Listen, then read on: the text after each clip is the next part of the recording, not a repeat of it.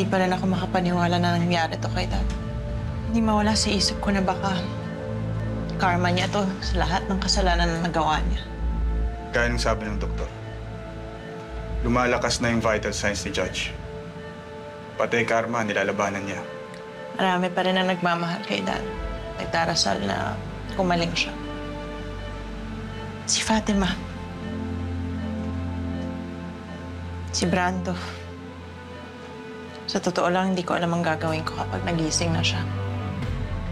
Hahayaan mo ang isang kriminal na makalaya dahil lang sa isang life and death situation. Kung ipagpapatuloy kong pag-usig sa kanya, magbabago ba ang tingin mo sa akin?